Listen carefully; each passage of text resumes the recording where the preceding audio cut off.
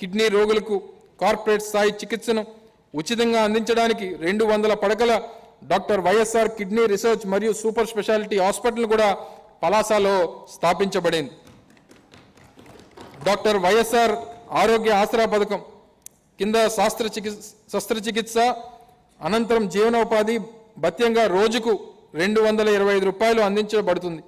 December 2019 నుండి ఈ పథకం కింద 25 లక్షల మంది రోగులకు గాను 1366 కోట్ల రూపాయలు అందించాం. జగనన్న ఆరోగ్య సురక్ష పథకం ద్వారా 10,574 ఆరోగ్య సురక్ష శిబిరాలను నిర్వహించి రాష్ట్రంలో 1,67 లక్షల కుటుంబాలకు ఉచితంగా ఆరోగ్య సేవలు మరియు మందులు అందించడం జరిగింది. నాణ్యమైన వైద్యాన్ని అందించే దిశగా 53,126 మంది ఆరోగ్య సంరక్షణ సిబ్బందిని నియమించడం జరిగింది. జాతీయ స్థాయిలో ప్రభుత్వ హాస్పిటల్లో స్పెషలిస్ట్ వైద్యుల పోస్టులు ఖాళీగా సగటున 61% ఉండగా మా ప్రభుత్వం దాన్ని 4% కంటే తక్కువ తగ్గించి దేశంలోనే గుర్తించదగిన ఘనతను సాధించింది. నైపుణ్య అభివృద్ధి మరియు శిక్షణ 19వ శతాబ్దానికి చెందిన ప్రముఖ ఆంగ్ల రచయిత మరియు తత్వవేత్త అయిన జాన్ రస్కిన్ మాటలలో నైపుణ్యం అనేది ఏకీకృత శక్తితో కూడిన అనుభవం, బుద్ధి మరియు ఆసక్తి గల సమ్మేళనం.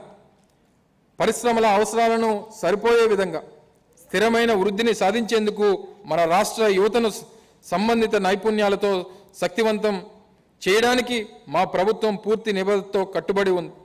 పటిష్టమైన పరిశ్రమ భాగస్వామ్యులు, నాణ్యమైన మౌలిక సదుపాయాలు మా ప్రభుత్వం కల్పించగలిగింది.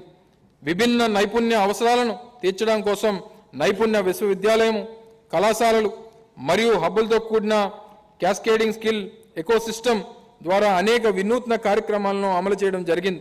ఇప్పటి వరకు అసెంబ్లీ నియోజకవర్గ స్థాయిలో 172 స్కిల్ హబ్లు మరియు పార్లమెంట్ నియోజకవర్గ స్థాయిలో 27 స్కిల్ కాలేజీలు స్థాపించడం ద్వారా 2023-24 ఆర్థిక సంవత్సరంలో 21 రంగాల్లో 106,000 మంది అభ్యర్థులకు శిక్షణ ఇవ్వగా వీరిలో 95% మంది ఉద్యోగ అవకాశాలు పొందారు. విద్యార్థులు శిక్షణ ఇవ్వడానికి 2001 ప్రభుత్వ పాలిటెక్నిక్ కళాశాలలో వర్చువల్ ల్యాబ్లు మరియు క్లాస్ రూమ్లు ఏర్పాటు చేయడంతో పాటు 14 పారిశ్రామిక శిక్షణా కేంద్రాల్లో Kia motors, Maruti, Toyota, Isuzu, Hitachi, Samsung మొదలైన సంస్థల సహాయంతో అధునాతన యంత్రాలు మరియు యంత్ర పరికరాలతో ల్యాబులను ఏర్పాటు చేస్తున్నాం. మనం మహారాణుల ఆంధ్ర మహిళా సాధికారత, నారీ శక్తి డాక్టర్ బిఆర్ అంబేద్కర్ గారి మాటలలో ఒక సమాజం యొక్క పురోగతిని ఆ సమాజం యొక్క మహిళలు సాధించిన పురోగతి స్థాయిని బట్టి నేను కొలుస్తాను. జనాభాలో సగం మంది సంక్షేమం మరియు సాధికారతను నోచుకోకపోతే ఏ రాష్ట్రమైనా పురోగతి సాధించలేదు. దీనిని గుర్తించి మా ప్రభుత్వం మహిళా సాధికారతపై దృష్టి సారించి భారీ స్థాయిలో అనేక వినూత్న కార్యక్రమాలను ప్రారంభించింది. మహిళలను ఆర్థిక వ్యవస్థలో సమాన భాగస్వాములుగా చేయడం ద్వారా వారు తమ కాళ్లపై తాము నిలబడటమే కాకుండా అభివృద్ధి కార్యక్రమాలలో చురుగ్గా పాల్గొంటున్నారు.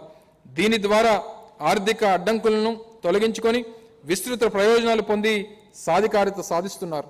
మహిళలు మరియు పిల్లల ఆరోగ్యం, రక్షణ మరియు వారి సమగ్ర అభివృద్ధి ప్రత్యేక దృష్టి సారించేందుకు 2021-22 ఆర్థిక సంవత్సరం నుండి జెండర్ మరియు చైల్డ్ బడ్జెట్ను కూడా ప్రవేశపెట్టడం జరిగింది. సమాజంలో సమానత్వం సాధించడానికి అవరోధంగా ఉన్న పేదరికాన్ని తొలగించాలనే లక్ష్యంతో జగనన్న అమ్మఒడి పథకాన్ని ప్రవేశపెట్టి అందరికీ నాణ్యమైన విద్యను కల్పించాం. దీని కింద 43,61,000 మంది మహిళా మహారాణులకు 26,067 కోట్ల రూపాయలు అందించాం. ఈ పథకం వలన 1వ తరగతి నుండి ఇంటర్మీడియట్ వరకు 83 లక్షల మంది విద్యార్థులకు ప్రయోజనం కలిగింది. దీని ఫలితంగా ప్రాథమిక విద్య బడిలో చేరు విద్యార్థులు నికర నమోదు నిష్పత్తి 2019 సంవత్సరంలో 87.8% ఉండగా 2023 సంవత్సరం నాటికి 98.73% పెరిగినది. ఉన్నత మాధ్యమిక విద్యలో స్థూల నమోదు నిష్పత్తి 2019 సంవత్సరంలో 46.88% ఉండగా 2023 సంవత్సరం నాటికి అది 79.69% పెరిగిందని చెప్పి తెలియజేస్తా ఉన్నాం. రాష్ట్రంలో స్వయం సహాయక బృందాలకు సరైన మద్దతు ఇవ్వడంలో గత ప్రభుత్వం వైఫల్యం చెందడంలో వలన వీరు అప్పుల ఊబిలో కూరుకొని ఆర్థిక పతనావస్థకి చేరుకున్నారు. మా ప్రభుత్వం మేనిఫెస్టోలోని వాగ్దానానికి కట్టుబడి ఏప్రిల్ 11, 2019 సంవత్సరం నాటికి ఉన్న స్వయం సహాయక బృందాల యొక్క